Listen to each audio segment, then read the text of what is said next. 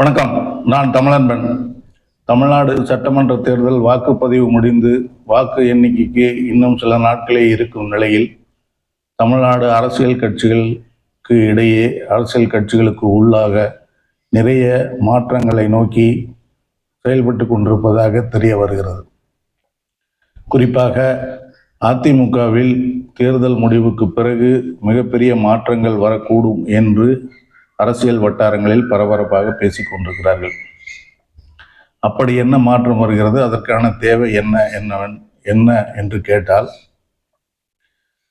திரு எடப்பாடி பழனிசாமி அவர்கள் அதிமுகவின் பொதுச் செயலாளர் என்கிற பொறுப்பை ஏற்ற பின்பு எந்த தேர்தலிலும் அந்த கட்சி வெற்றி பெறவில்லை.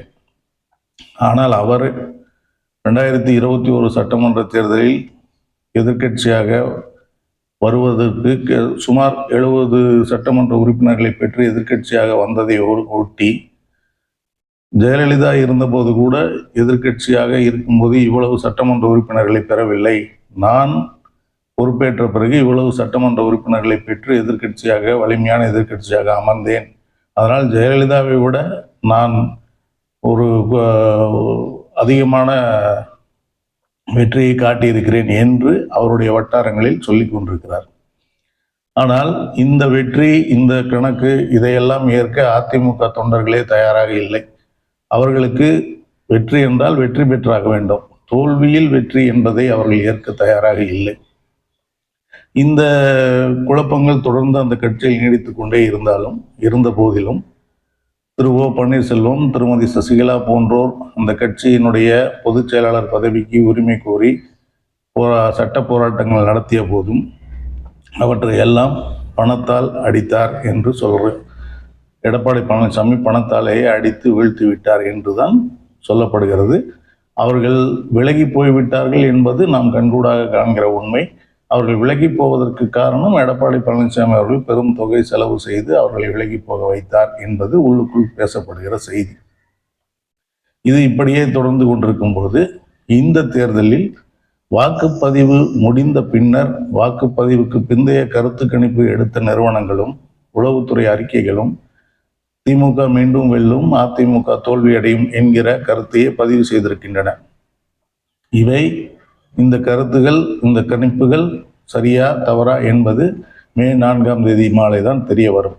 அதுவரையிலும் இந்த கணிப்புகளை வைத்துக்கொண்டு பல்வேறு அரசியல் கணக்குகள் நடந்து கொண்டிருப்பதாக சொல்கிறார்கள். குறிப்பாக தொடர்ந்து எடப்பாடி பழனிசாமி அவர்கள் இந்த தேர்தலில் அதிமுக தோல்வி அடைகிறது என்று வைத்து கொண்டால், அப்பொழுது இனி இதற்கு மேல் எடப்பாடி பழனிசாமி அவர்களை அந்த பொறுப்பில் வைத்திருக்க கூடாது, வைத்திருந்தால் மீண்டும் மீண்டும் தோல்வியைத்தான் நாம் சந்திப்போம் என்கிற எண்ணத்திற்கு 2ஆம் கட்ட தலைவர்கள், இதுவரை எடப்பாடி பழனிசாமி அவர்களுடைய ஆதரவாளராக இருந்து அவருடைய பணத்தை வாங்கி கொண்டிருந்த பலருமே கூட, இது தொடர்ந்தும் அவரை பொறுப்பில் வைத்துக்கொண்டு நாம் தோல்வி அடைந்து கொண்டே இருக்க முடியாது, இப்படி தொடர்ந்து தோல்வி அடைந்து கொண்டிருந்தால் கட்சி ஒரு கட்டத்தில் காணாமல் போய்விடும் என்கிற எண்ணத்துக்கு வந்திருப்பதாக சொல்கிறார்கள்.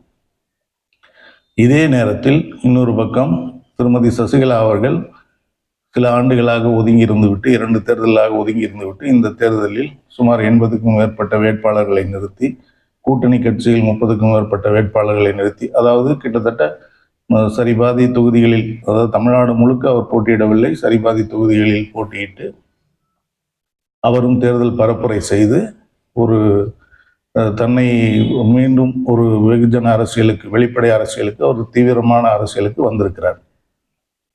இந்த தேர்தலில் அவருடைய பரப்புரையை பின்பற்றி பார்த்தவர்கள், அவருடைய பரப்புரையை பற்றி கவனித்து பார்த்தவர்கள் அனைவரும் அவர் மிகச் சிறப்பாக செயல்படுகிறார் என்கிற கருத்தை முன்வைக்கிறார்கள்.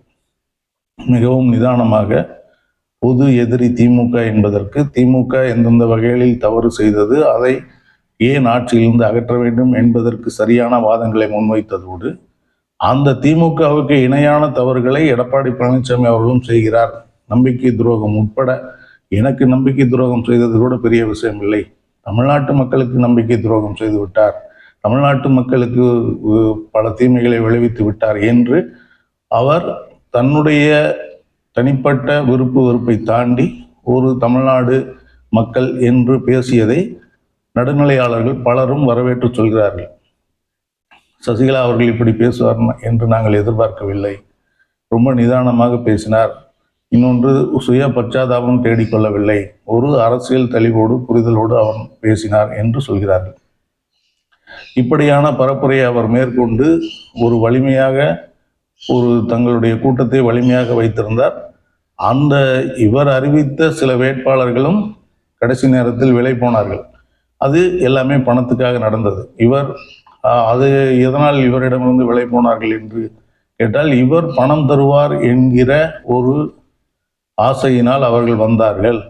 இவர் பணமெல்லாம் கிடையாது, நம்முடைய பெயரை வைத்துக்கொண்டு, கொள்கையை வைத்துக்கொண்டு நீங்கள் தேர்தல் வேலை செய்யுங்கள் என்று சொன்னதால், இவரிடமிருந்து பணம் வராது என்றால் இவரோடு ஏன் இருக்க வேண்டும் என்று நினைத்து சிலர் விலகி போய்விட்டார்கள் என்பதுதான் சசிகலா ஆதரவாளர்களின் கருத்தாக இருக்கிறது.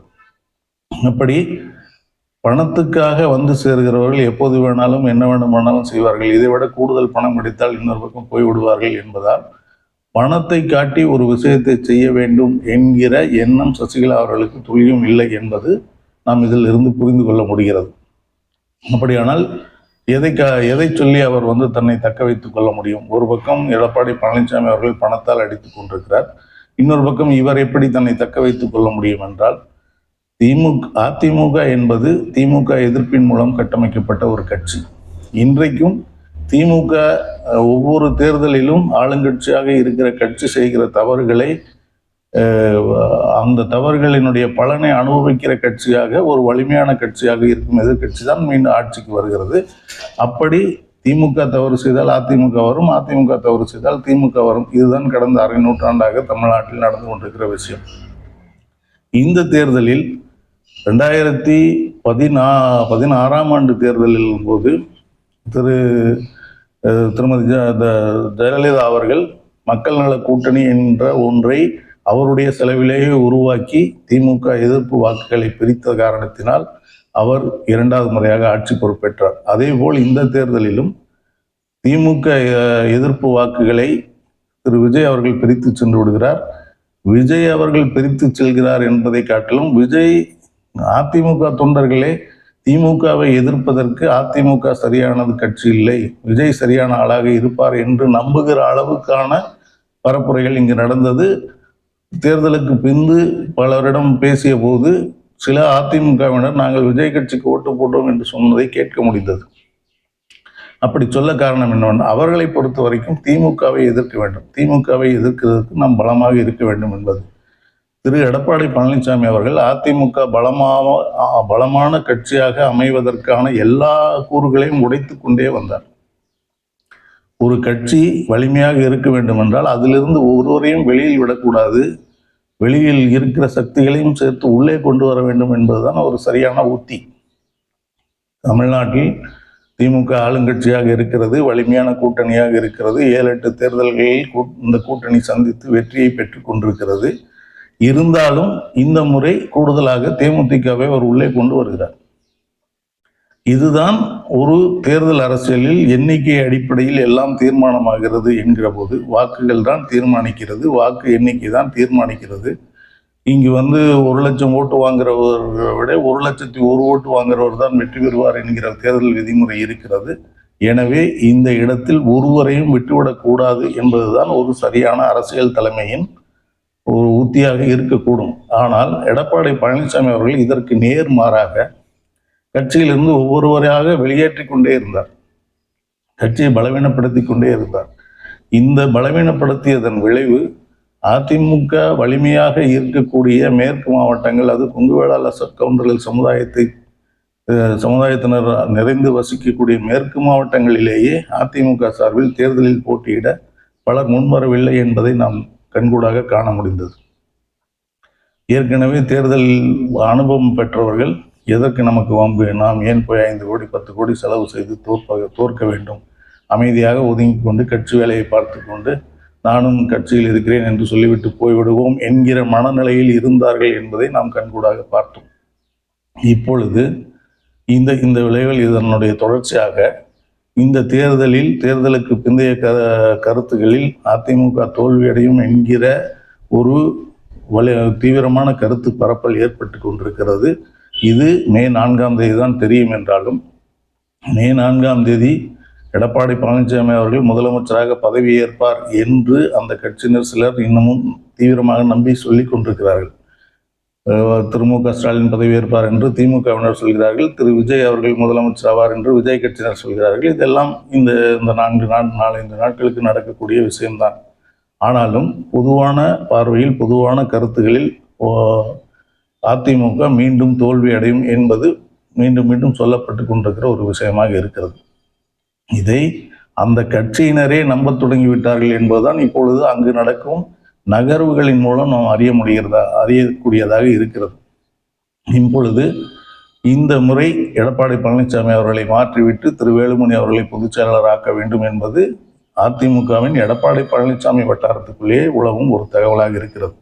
இன்னொரு பக்கம் திருமதி சசிகலா அவர்கள் இந்த தேர்தலில் பங்கு பெற்று அவர் போன இடங்களில் அவருக்கு கிடைத்த வரவேற்பு, அவருடைய பரப்புரை உத்தி, அவருடைய பாங்கு எல்லாமே சரியாக இருக்கிறது. மீண்டும் அவரே அதிமுகவுக்கு தலைமை ஏற்க வேண்டும் என்கிற கருத்துகளும் உருவாகி கொண்டிருக்கின்றன. குறிப்பாக தென் மாவட்டங்களில் அந்த கருத்து கூடுதலாகவும் வட மாவட்டங்களில் குறைவாகவும் இருந்தாலும் அந்த கருத்து உருவாகிறது என்பதை மறுக்க முடியவில்லை. அதேபோல் இந்த முறை ஒரு கட்சி ஆரம்பித்து அதில் தேர்தல் மட்டும் தலை காட்டும் நடிகர் கார்த்திக் அவர்கள் திருமதி சசிகலா அவர்களின் கட்சியினரை ஆதரித்து பல தொகுதிகளில் பரப்புரை செய்தார். அவருக்கும் நல்ல வரவேற்பு கிடைத்தது என்று அந்த மக்கள் சொல்கிறார்கள். அவர் தேர்தலுக்கு பிறகு சசிகலா அவர்களுடைய கட்சியில் முக்கிய பொறுப்பு ஏற்கப் போகிறார். அவர் தீவிர அரசியலில் இறங்கப் போகிறார் என்ற ஒரு தகவலும் இருக்கிறது. அதேபோல் கோபிச்செட்டிப்பாளையத்தில் இருக்கின்ற திரு செங்கோட்டையன், முன்னாள் அமைச்சர் செங்கோட்டையன் அவர்கள் விஜய் கட்சியில் சேர்ந்து அந்த கோபியில் மீண்டும் போட்டியிட்டிருக்கிறார். அவர் நிச்சயம் வெல்வார் என்பது அங்குள்ள மக்களின் கணிப்பாக இருக்கிறது. ஏனெனில் அவர் ஏற்கனவே அந்த தொகுதியில் மக்களை நன்கு அறிந்தவர், அந்த மக்களோடு மக்களாக எல்லா காரியங்களிலும் நின்றவர் என்பதோடு அவர் சுயேட்சையாக நின்றால் கூட அங்கு வெல்வார் என்கிற அளவுக்கு ஒரு நல்பெயரை சம்பாதித்து வைத்திருந்ததோடு இப்பொழுது விஜய் என்கிற பிம்பமும் கூட சேர்ந்திருப்பதால் நிச்சயம் அவர் அங்கு சட்டமன்ற உறுப்பினராக வெற்றி பெறுவார் என்கிற நம்பிக்கை அங்கு உள்ளோர் மத்தியில் தீவிரமாக இருக்கிறது. அதே சமயம் திரு செங்கோட்டையன் அவர்கள் விஜய் கட்சியில் இணையும் போது அவருக்கு கொடுக்கப்பட்ட முக்கியத்துவமும் வாக்குறுதிகளும் நாளடைவில் நலிந்து போய்விட்டது என்று சொல்கிறார்கள். அதனால் திரு செங்கோட்டையன் அவர்கள் மிகுந்த மனவேதனை அடைந்திருந்தார். தவறான இடத்திற்கு வந்துவிட்டோம் என்கிற மனவேதனை அவருக்கு இருந்தது என்று அவருடன் இருந்த முக்கியமான சிலர் சொல்கிறார்கள். அதேபோல் அதிமுகவின் சில முக்கியஸ்தர்கள் நாங்கள் விஜய் கட்சிக்கு வந்து விடுகிறோம் என்று செங்கோட்டையன் அவர்களை தொடர்பு கொண்டு பேசிய போது நானே ஏன் வந்தேன் என்று நினைத்து கொண்டிருக்கிறேன். இங்கு எதுவும் சரியில்லை, ஒரு கட்சி கட்டமைப்பு சரியாக இல்லை, இதை நம்பி இது வெறும் வெளித்தோற்றத்திற்குத்தான் பெரிதாக தெரிகிறதே ஒழிய உள்ளே ஒன்றும் இல்லை என்று அவர் சொன்னதாக தகவல்கள் உலாவிக் கொண்டிருக்கின்றன. இவை அதிகாரப்பூர்வ தகவல் அல்ல, மறைமுகமாக பேசப்படுகிற தகவல்கள். அதுபோல் அவர் விஜய் அதிமுகவிலிருந்து நிறைய பேரை விஜய் கட்சியில் சேர்ப்பார் என்று சொல்லப்பட்ட நிகழ்வு நடக்கவே இல்லை. கடைசி வரைக்கும் ஒரு சில முன்னாள் சட்டமன்ற உறுப்பினர்கள் தாண்டி அவர் வேறு யாரையும் சேர்க்கவில்லை. மற்ற பல இடங்களிலிருந்து சேர்ந்தவர்களும் அவர் மூலம் சேரவில்லை என்பது தெரிய வருகிறது. இதனால் இப்பொழுது சசிகலா அவர்கள் தீவிர அரசியலுக்கு வந்திருப்பதால் திரு செங்கோட்டையன் அவர்களும் தேர்தலுக்கு பின்பு சசிகலா அவர்களுடைய பக்கம் இணைவதற்கான வாய்ப்புகள் நிறைய இருக்கின்றன என்றொரு தகவலும் இப்பொழுது உலவிக் கொண்டிருக்கிறது. இப்படி அதிமுகவிலிருந்து பிரிந்து வெளியில் பல கட்சிகளுக்கும் சென்றவர்கள் சிலர் திமுகவிலும் இணைந்திருக்கிறார்கள். ஓ பன்னீர்செல்வம் அவர்கள் போட்டியிடுகிறார். அவருடைய வெற்றி தோல்வி என்ன என்பது தேர்தல் முடிவுக்கு பிறகுதான் தெரியும். திமுகவில் வாய்ப்பு கிடைக்கும் என்று நம்பி போன பல பேருக்கு உடனடியாக வாய்ப்பு கொடுக்க முடியாத ஒரு நிலைமை அங்கு ஏற்பட்டதனால் அதிருப்தியில் இருக்கிற அதிமுகவினர் சிலர் இருக்கிறார்கள் என்றும் சொல்லப்படுகிறது. இவர்கள் அனைவரும் ஒருங்கிணைந்து மீண்டும் சசிகலா அவர்கள் தலைமை ஏற்க வேண்டும், அவர்கள் தலைமையில் நாம் அனைவரும் இணைய வேண்டும் என்கிற கருத்தை தேர்தல் முடிவுகளுக்கு பிறகு மீண்டும் உரத்து ஒழிக்கப் போகிறார்கள் என்கிற தகவல் தான் இப்பொழுது அதிமுக வட்டாரத்தில் வேகமாக உலவி கொண்டிருக்கிறது. அப்படி செய்யும் பட்சத்தில் இங்கும் எடப்பாடி பழனிசாமி அவர்களை மாற்றிவிட்டு வேலுமணி அவர்களை கொண்டு வருவதற்கான முயற்சி நடந்து கொண்டிருக்கிறது. அந்த முயற்சிக்கு ஒன்றியத்தை ஆளும் பாஜகவும் பின்புலமாக இருக்கிறது என்ற ஒரு தகவல் இருக்கிறது. அப்படி நடக்கும் பட்சத்தில் இங்கு எடப்பாடி அவர்களை மாற்றிவிட்டு வேலுமணி அவர்கள் வருவதற்கும், அங்கு சசிகலா அவர்கள் பக்கம் பிரிந்து கிடக்கிற அதிமுகவினர் அனைவரும் ஒருங்கிணையும் போது இரண்டையும் ஒரு கட்டத்தில் இணைத்து மீண்டும் ஒரு வலிமையான அதிமுகவை உருவாக்குவோம் என்கிற கருத்துகள் இப்பொழுது மெல்ல மெல்ல பேசப்பட்டு கொண்டிருக்கிறது. இந்த கருத்துக்கள் போக போக வலிமை பெற்று தேர்தலுக்கு பிறகு நிச்சயம் ஒரு வலிமையான அதிமுகவை உருவாக்குவோம் என்பது சசிகலா அவர்களின் தீவிர ஆதரவாளர்களுடைய கருத்தாக இப்பொழுது இருக்கிறது. இந்த கருத்துக்கு அவர்கள் பேசுகிற இடத்தில் அவர்கள் சொல்கிற விஷயம் என்னவென்றால், நாங்கள் அதிமுகவினரிடம், இப்பொழுது எடப்பாடி பழனிசாமி அவர்களிடம், அவர்கள் பின்னால் சென்று கொண்டிருக்கிற பலரிடம் பேசும்போதும், இதிலிருந்து விலகி வேறு கட்சிகளில் சேர்ந்தவர்களிடம் பேசும்போதும் கூட எல்லோரும் நாம் அனைவரும் ஒருங்கிணைந்து நின்றால் எல்லோரும் நம்மை தேடி வருவார்கள். இன்றைக்கு நாம் பிரிந்து கிடப்பதால் வலிமை இழந்து பலவீனமாகி இன்னொருத்தர் வீட்டு வாசலில் இன்னொருத்தர் ஒரு ஆசீர்வாதத்திற்காக காத்திருக்க வேண்டி இருக்கிறது. இதை மாற்றி நாம் மீண்டும் வலிமை அடைந்து மீண்டும் அதே ஒரு உறுதியோடு வலம் வருவோம் என்கிற கருத்தில் இருக்கிறார்கள் என்பது சசிகலா ஆதரவாளர்களின் கருத்தாக இருக்கிறது. இது நடைமுறைக்கு வரும் பட்சத்தில் தேர்தலுக்கு பிறகு அதிமுக தோல்வி என்று உறுதியான பிறகு எடப்பாடி பழனிசாமி அவர்கள் அந்த கட்சியிலிருந்து, அந்த பொறுப்பிலிருந்து விலக்கப்பட்டு திரு வேலுமணி அவர்கள் பொறுப்பேற்பார் என்பதும், இந்த பக்கம் சசிகலா அவர்கள் பக்கம் அனைவரும் ஒருங்கிணைவார்கள் என்பதும் பார்க்கும்போது இப்பொழுது நடக்கும் அந்த நிகழ்வுகள் எல்லாம் இந்த தோல்வி மீண்டும் கிடைக்கின்ற இந்த தோல்வியின் மூலம் அதிமுகவினர் பாடம் பெற்று நேற்று வந்த கட்சிக்காரரை விட நாம் பின்னால் போய்விட்டோமே என்கிற ஆதங்கமும் பலரிடம் இருக்கிறது. அதாவது இன்றைக்கு திமுகவை எதிர்க்கக்கூடிய வலிமையான சக்தியாக அதிமுக பாஜக கூட்டணி இல்லை, விஜய் தான் இருக்கிறார் என்பது பொதுமக்களின் கருத்தாக இருக்கிறது என்பது அதிமுக எவ்வளவு பலவீனமாக இருக்கிறது என்பதன் வெளிப்பாடு. நாம் இவ்வளவு வலிமையாக கட்சியை வைத்து கொண்டிருந்து விட்டு இன்றைக்கு நேற்று வந்த நடிகரிடம் தோற்று போய் நிற்பதா? அதற்கு காரணம் யார்? எடப்பாடி பழனிசாமி அவர்களின் நடவடிக்கை தானே. அதனால் அதை மாற்றுவோம் என்கிற வலிமையான எண்ணத்துக்கு எடப்பாடி பழனிசாமி அவர்களின் பின்னால் சென்று கொண்டிருந்த அதிமுக தொண்டர்கள் மனதில் உதித்திருக்கிறது என்றும், அதே சமயம் சசிகலா அவர்கள் ஒரு வலிமையான சக்தியாக மாறிக்கொண்டிருக்கிறார் என்பதும், இத்தேர்தலுக்கு பிறகு இவை இரண்டும் இணையும் மீண்டும் ஒரு வலிமையான அதிமுக, அனைவரையும் ஒருங்கிணைத்து ஒரு வலிமையான அதிமுகவை கொண்டு வருவோம் என்கிற கருத்தை இப்பொழுது அவர்கள் சொல்லிக் கொண்டிருக்கிறார்கள். இந்த கருத்து அது அந்த கட்சி பிரச்சனை, அந்த கட்சிக்குள் உள்ள அதிகார போட்டி என்று எளிமையாக நாம் ஒரு பொது பார்வையில் கடந்து விட முடியாது. ஏனெனில் அவர்கள் தமிழ்நாட்டில் இருக்கிறார்கள். அவர்களுடைய பலவீனங்கள் தமிழ்நாட்டு அரசியலின் பலவீனங்களாகவும் மாறிக்கொண்டிருக்கின்றன என்பதால் இந்த ஒரு தமிழ்நாட்டில் திமுகவும் அதிமுகவும் சம வலிமை உள்ள கட்சிகளாக இருக்கும்போது மட்டும்தான் ஒன்றியத்தின் ஆதிக்கத்தை எதிர்க்கக்கூடிய வல்லமை தமிழ்நாட்டுக்கு கிடைக்கும் என்பதால் இதை நாம் வரவேற்க வேண்டும். அதிமுக பலமடைய வேண்டும் என்பதுதான் நம்முடைய கருத்து, நம்முடைய எண்ணம். ஏனெனில் மோடியா லேடியா என்று மோடியை எதிர்த்து தமிழ்நாடு 39 தொகுதிகளிலும் வெற்றி பெற்றவர் ஜெயலலிதா அவர்கள். அதேபோல் அடுத்து 2 பாராளுமன்ற தேர்தலிலும் மோடி வெற்றி பெற்ற 2 பாராளுமன்ற தேர்தலிலும் முழுக்க திமுக தான் வென்றது. தமிழ்நாட்டின் 39 பாராளுமன்ற உறுப்பினரும் திமுக கூட்டணி வென்றது. ஆனாலும் தமிழ்நாட்டின் எண்ணங்களை காலில் போட்டு மிதித்து தமிழ்நாட்டு மக்களின் உணர்வுகளை முற்றாக புறக்கணித்து அவர்கள் விருப்பத்துக்கு மாறான செயல்களை ஒன்றிய அரசு தொடர்ந்து செய்து கொண்டே இருக்கிறது. அந்த ஒன்றிய அரசு அப்படி செய்தாலும் தமிழ்நாட்டில் நம்ம பருப்பு வேகலையே அப்படின்ற வேதனையும் வருத்தமும் அவர்களிடம் நிறைய இருக்கிறது. அவர்களை மிக தீவிரமாக எதிர்க்கக்கூடிய ராகுல் காந்தி அவர்கள் பாராளுமன்றத்திலே சவால் விடுகிற மாதிரி பேசுகிறார். உங்களால் இங்கு பேச முடியும், இங்கு செய்ய முடியும், இதை தமிழ்நாட்டில் செய்ய முடியுமா என்கிற கேள்வியை அவர் எழுப்புகிறார். அதற்கு காரணம் ஜெயலலிதா தலைமையிலான அதிமுகவோ அது திமுகவோ சரி, 3 தேர்தல்களிலும் மோடி பிரதமரான 3 தேர்தல்களிலும் தமிழ்நாட்டு மக்கள் மோடிக்கு எதிராகத்தான் வாக்களித்திருக்கிறார்கள். அதற்கு காரணம் இங்கு இந்த இவ்விரு கட்சிகளும் வலிமையாக இருந்ததுதான் காரணம். ஆக அப்படி இருக்க போய் தான் ஒரு சில சின்ன தடுப்பணைகளையாவது நாம் போட முடிகிறது. ஜெயலலிதா இருந்தபோது இருந்த அதிமுகவும் திமுகவும் பல விஷயங்களை ஒன்றிய அரசின் காட்டாற்று வெள்ளம் போல் அவர்கள் நம்மை நசுக்கி தள்ள வரும்போதெல்லாம் தடுத்து நிறுத்தும் முயற்சியில் தான் ஈடுபட்டிருக்கிறார்கள். எடப்பாடி பழனிசாமி அவர்களின் 4 ஆண்டு கால ஆட்சியில்தான் பாஜக நீட்டிய இடத்திலெல்லாம் கையெழுத்து போட்டு தமிழ்நாட்டை மொத்தமாக அடகு வைத்தார் எடப்பாடி பழனிசாமி அவர்கள். அதனால்தான் இன்றைக்கும் தமிழ்நாட்டில் நீட் தேர்வு வந்தது, மின் கட்டணம் மாதம் உயர்கிறது.